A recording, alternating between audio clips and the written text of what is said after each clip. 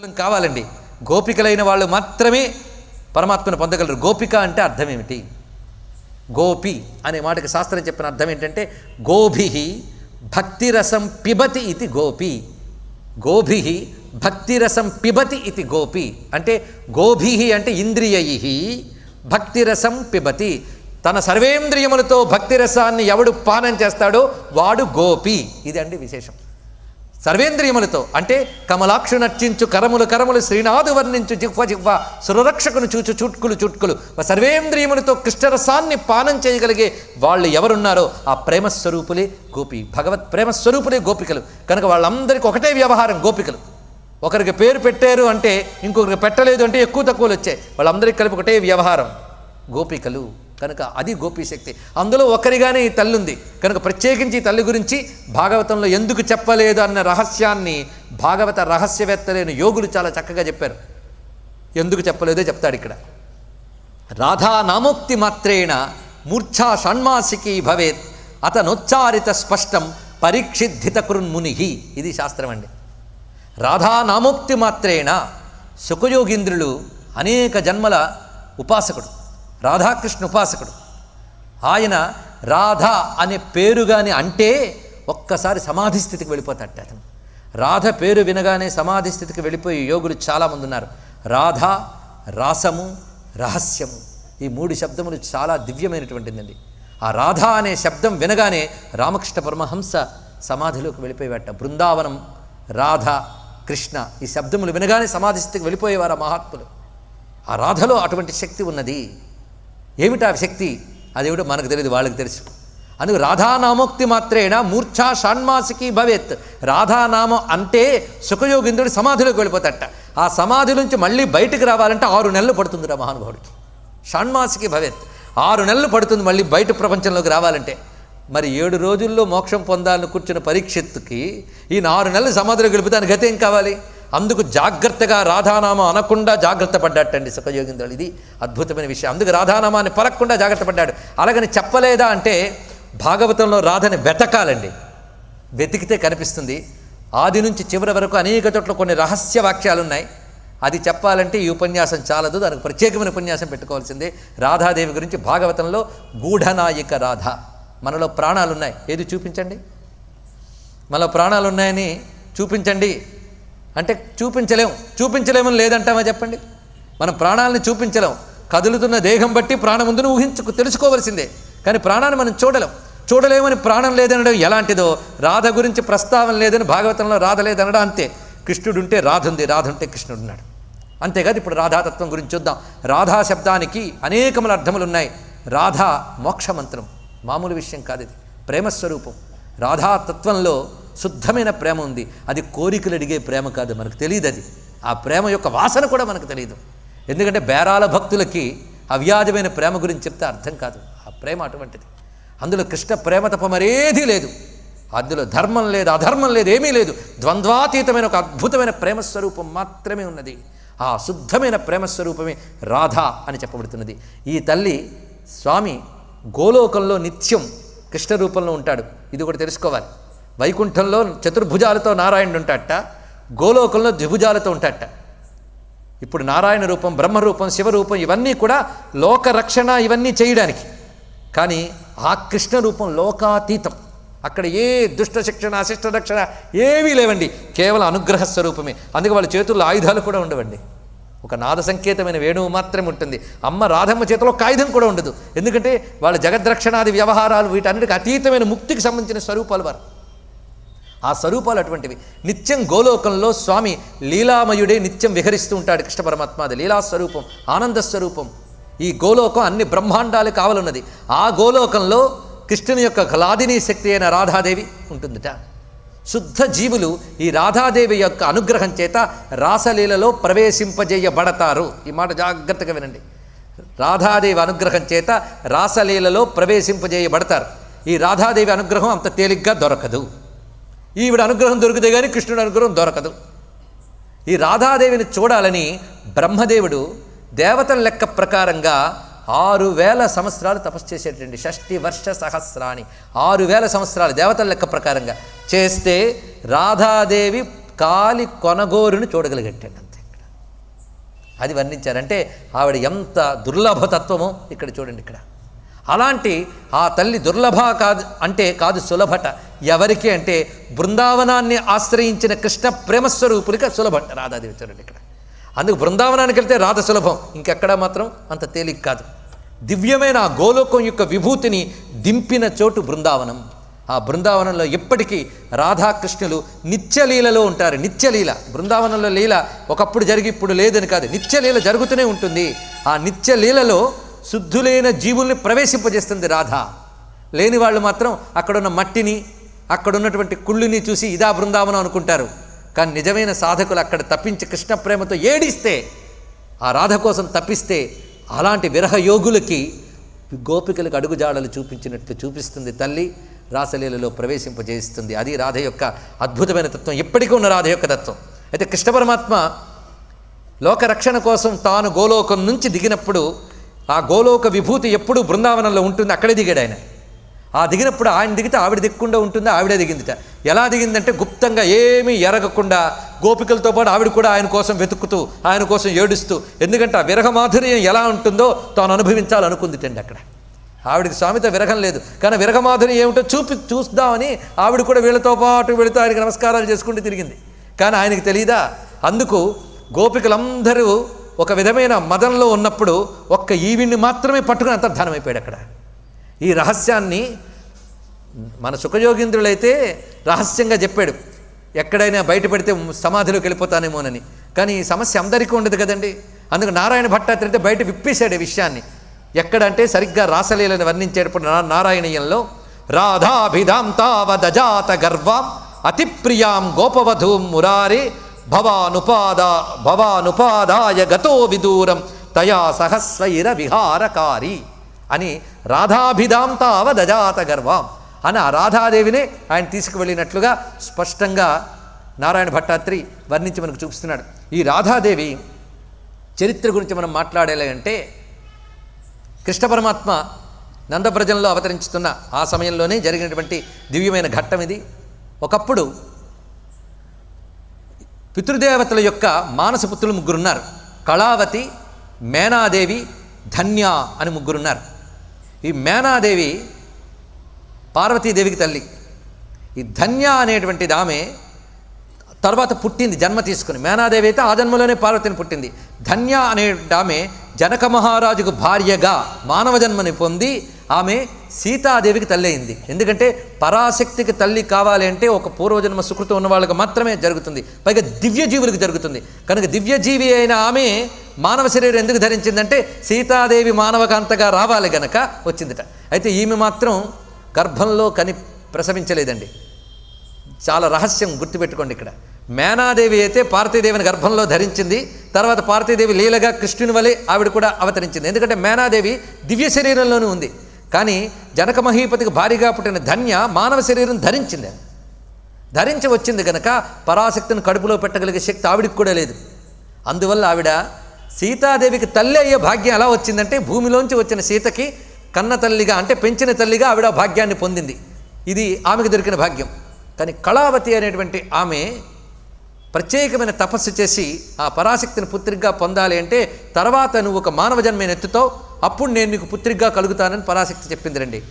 అప్పుడు ఆ పుట్టిన జన్మలో ఆమె కీర్తిదా అనేటువంటి పేరుతో పుట్టింది.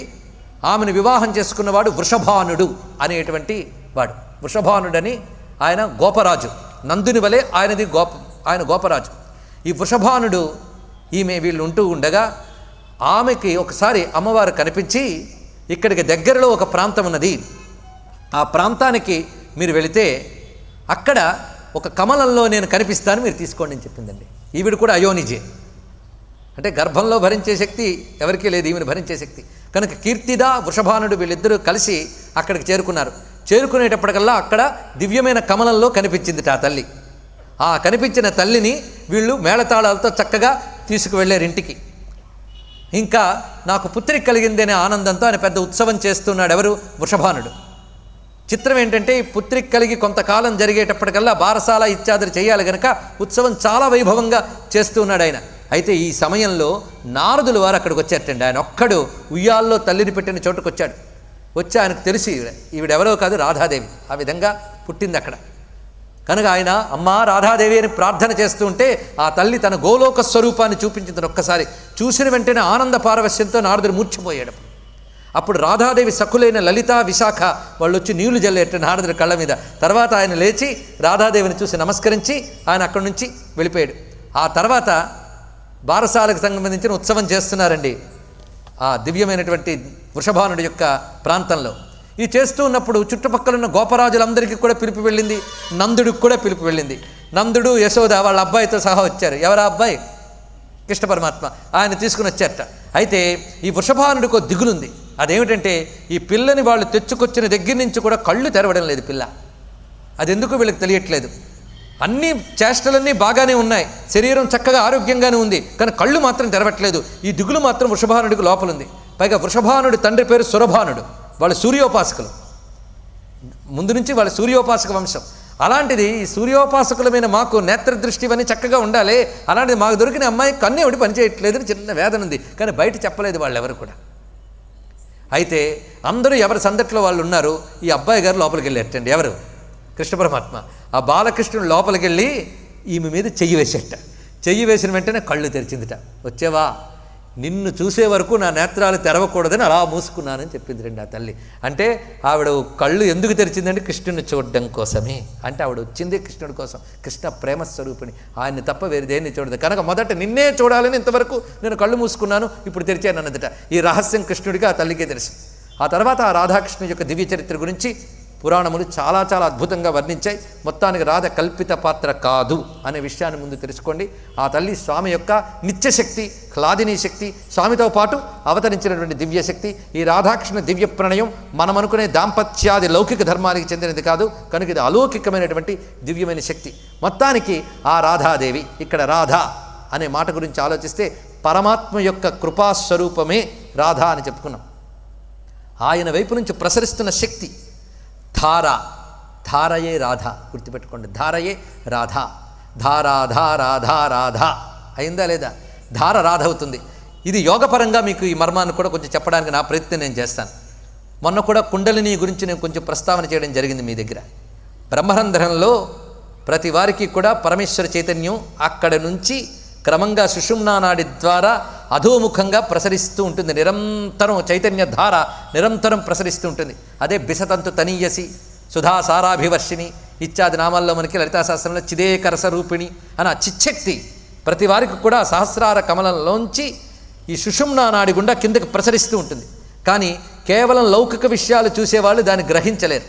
ఆ గ్రహించని వాళ్ళల్లో ఈ దివ్యశక్తి నిరంతరం అధోముఖంగానే ప్రసరిస్తుంటుంది.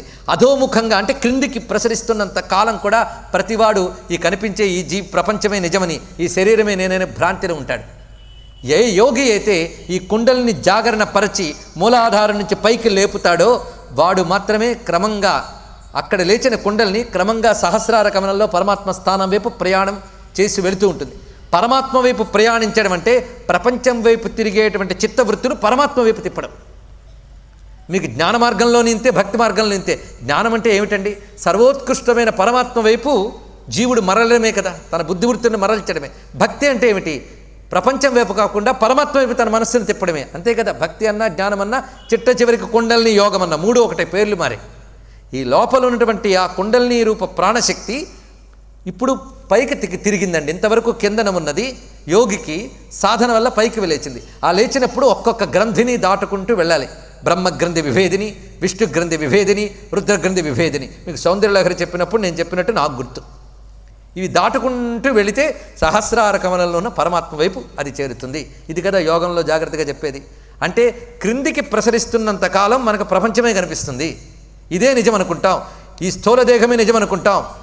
వేదాంతం చెప్పినా ఆవలింత వస్తుంది కానీ ఎరుక రాదండి. ఇది పైకి లేస్తేనే కానీ ఎరుక రాదుట. కనుక ఎవరికైతే ఈ కుండలిని శక్తి పైకి లేచి ముందు బ్రహ్మగ్రంథి భేదనం జరుగుతుందో వాళ్ళకు అర్థమవుతుందట నేను స్థూల శరీరము కాదు అని. క్రమంగా ఇంకా పైకి వెళ్ళి విష్ణుగ్రంథి విభేదిని, విష్ణుగ్రంథి విభేదం జరిగితే నేను సూక్ష్మ శరీరము కాదు అని అర్థమవుతుందట.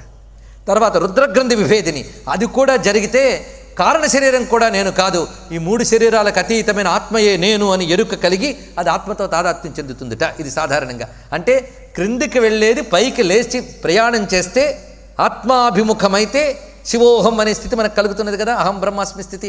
దీన్ని ఇప్పుడు మీరు రాధపరంగా ఎలా అన్వయించాలో చూడండి. కిందికి ప్రసరించే దాన్ని ఏమంటాం?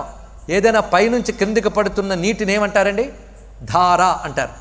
ధార, కిందికి పడేది ధార. కనుక మనందరిలో ధారనే చూస్తున్నాం. ఈ ధార రివర్స్ అవ్వాలి అంటే తిరగబడాలండి. ధార తిరగబడాలి అంటే క్రిందికి వెళ్ళేది పైకి మరలాలి. కనుక ధార రాధ అవ్వాలి. రాధ అంటే ఈశ్వరాభిముఖమైన ప్రజ్ఞ, పరమాత్మ వైపు తిరిగే ప్రజ్ఞ. కనుక కుండలినీ పరంగా కానీ, భక్తి పరంగా కానీ, వేదాంత పరంగా కానీ పరమాత్మ వైపు తిరిగే చిత్తవృత్తియే రాధ, పరమాత్మ వైపు తిరిగే ప్రేమయే రాధ. ప్రపంచం వైపు తిరిగే ప్రేమ ధార, పరమాత్మ వైపు తిరిగే ప్రేమ రాధ. ఇది తెలిసింది కదా. కనుక పరమాత్మ నుంచి ప్రసరించి పరమాత్మ వైపు తిరిగేటువంటి ఏ దివ్య ధారాస్వరూపం ఉన్నదో ఆ ధార పరమాత్మ వైపు ప్రసరించే ఊర్ధ్వముఖ ధార. ఆ దివ్యముఖమైనటువంటి ధారనే రాధ అని అంటున్నారు. ఇది దివ్యమైన రాధాతత్వం. మొత్తానికి ఆ రాధాదేవి అడుగుజాడలు వీళ్ళకి కనబడ్డాయి. క్రమంగా వాళ్ళకి 2 అడుగుజాడలు కనిపించేట. మరి అమ్మ అడుగుజాడలు కనిపించట్లే, ఎక్కడికి వెళ్ళినా కృష్ణుడు అడుగుజాడలే. అది చూస్తూ తన్మయులై ఆ పాదాలపై చేతులు వేసి అనుకుంటున్నారు. ఎందుకంటే కృష్ణుడు అడుగుజాడలకు కొన్ని గుర్తులున్నాయి. మీకు మొన్న కాళీమర్దన సమయంలో వివరించాను కదా. ఆ గుర్తులున్నటువంటి అడుగుజాడల్ని కళ్ళకద్దుకుని ఈ చరణంబులే ఇందు నిభానన సనకాది సనకాది ముని యోగ సరణి నొప్పి ఈ పాదతలములే ఎలనాగ శృతివధూ సీమంత వీధుల చెన్ను మిగులు ఈ పదాబ్జంబులే ఇభకులోత్తమయాన పాలేటి రాచూలి పట్టుకొమ్మ. పాలేటి రాచూలి అంటే క్షీర సముద్రము యొక్క కూతురు అంటే ఎవరండి? లక్ష్మీదేవి. ఆమెకు పట్టుకొమ్మ ఈ పాదములే, ప్రేమతో శ్రీసతి పిసిగడి పాదము. ఈ సుందరంఘ్రులే ఇందీవరేక్షణ ముక్తికాంతా మనోమోహనంబులు ఈ అడుగుల రజమె ఇంతి బ్రహ్మేశాది దివిజవరులు మౌళి దిశల దాల్తురు అనుచు కొందర అబలలు అబ్జాక్షు అడుగుల క్రమము గనయు అతని కానరైరి. ఆయన పాద యొక్క జాడలు చూసినప్పటికీ ఆయన్ని చూడలేక ఇలా విలపిస్తున్న వాళ్ళందరూ క్రమంగా తాదాత్మ్య స్థితిలోకి వెళ్ళి ఒక గానం చేస్తున్నారు. ఆ గానం పేరే గోపికా గీతలు. ఇప్పటి వరకు కృష్ణుడితో తాదాత్మ్యం చెందిన వాళ్ళు గానం చేస్తున్నట్ట. ఇక్కడ ఒక రహస్యమైన శ్లోకాన్ని చెప్తున్నారు సుఖయోగీంద్రుడు. ఏమిటి అంటే తన్మనస్కాహ తదాలాపాహ తద్విచేష్టాహ తదాత్మికాహ తద్గుణానేవ గాయంత్యో నాత్మాగారాన్ని సస్మరుహు. ఇది ఒక రహస్యమైన శ్లోకం అండి. ఇది కూడా ఇందాక కూడా ఒక రహస్య శ్లోకం మీకు చెప్పాలి. ఈయన రాధాదేవి పేరు ఎత్తలేదు అన్నాను సుఖయోగీంద్రుడు. ఎత్తలేదా అంటే ఎత్తకుండా ఊరుకోలేదు. అది కూడా జాగ్రత్తగా చూడండి. ఇక్కడ ఎలాగో అంటే అతనోచ్చారిత స్పష్టం అనే మాట వేశారు అక్కడ. అంటే స్పష్టముగా ఉచ్చరించలేదుట, కానీ ఉచ్చరించకుండా ఊరుకోలేదండి. ఎక్కడో చూడండి. సరిగ్గా అమ్మ అడుగుజాడలు చూసినప్పుడు ఒక శ్లోకం ఉంది. అనయారాధితో నూనం భగవాన్ హరిరీశ్వర ఎన్నో విహాయ గోవిందం ప్రీతోయామనయద్రహ. ఇది ఒక రహస్య శ్లోకం. ఇది అన్వేషించాలంటే తప్పించాలండి. అలా తప్పిస్తే దొరుకుతుంది. ఈ శ్లోకం అందులోనే ఉంది. ఇందులో భాగవతంలోనే అనయారాధితో నూనం, అనయా ఆరాధిత అనూనం. అక్కడ రాధా శబ్దం అక్కడ వేశాడండి. ఆమె చేత ఇతడు ఆరాధింపబడ్డాడు. రాధాశబ్దానికి అర్థం ఏంటంటే కృష్ణం సమారాధయతి ఇది రాధ, కృష్ణేన ఆరాధ్యతే ఇది రాధ. కృష్ణుని ఆరాధిస్తుంది, కృష్ణుని చేత ఆరాధింపబడుతుందిట. కృష్ణుడు కూడా రాధను ఆరాధిస్తాడండి. ప్రేమలో ఆ పరస్పర ఆరాధన ఉంటుంది. రాధ అంటే అర్థం ఏమిటి అసలు? ఆరాధన అంటే ఏమిటండి? ఆరాధన అంటే అర్థం ఏంటి? పూజ చేయడమా? ఆరాధన, అర్చన, గానము, ధ్యానము ఆరాధనలో భాగం. ఇవన్నీ కలిపిన ఆరాధన అంటాం. ఆరాధన అంటే భగవంతునితో అనుసంధాన శక్తి. ఇది గుర్తుపెట్టుకోండి. అనుసంధాన శక్తి, భగవంతుని అనుసంధానం చేసేటువంటి శక్తియే రాధ అని.